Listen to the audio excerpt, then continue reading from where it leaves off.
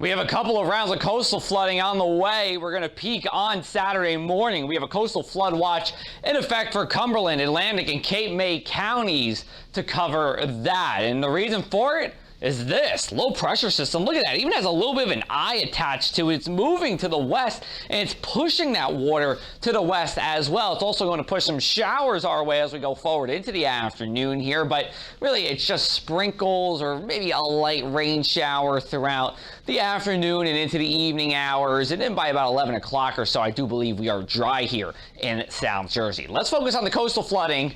Let's look at tonight, and this is for LBI only. High tide between 4 to 6 p.m. A few roads will flood. No damage expected. This is more the nuisance flooding that we do see here many times a year in South Jersey. However, it will be during the Saturday morning high tide, where we get into moderate flood stage. That is more than just the usual roads that flood. And we are going to be talking about road closures on Route 40, Route 30, Shore Road, over in Absecon, getting over into North Wildwood.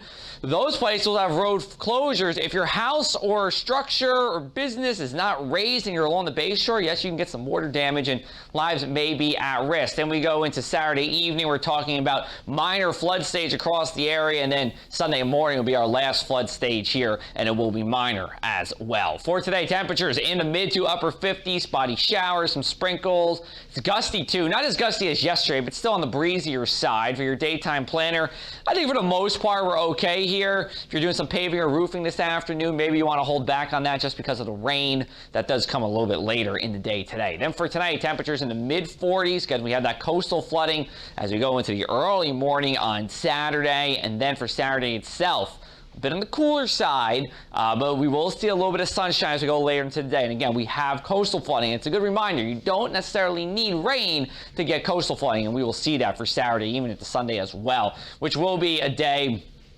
that'll be mostly cloudy here across the area. More sunshine in the morning. 61 in Galloway, 53 in Atlantic City. We have that sea breeze difference throughout the day on Sunday, but overall fairly comfortable for early April. Here's our mainland 7-day forecast. Monday 65, Tuesday 62, and we stay in the 60s as we go into the rest of next week. It does get active towards the middle part of next week with a couple of systems that comes through, and we look at our sure 7-day, pretty much the same story, just a little bit on the cooler side with our high temperatures. And one thing I'll say too, once we get into next weekend, could be talking about some more chilly air and maybe even some high temperatures, struggling to get above 50 degrees, and that is well below average for early April. For the latest in South Jersey weather, you can follow me on social media, Facebook and Instagram at Joe MartWX, Twitter at AC Press Martucci, or you can watch my videos and get more weather content at thepressafac.com/weather.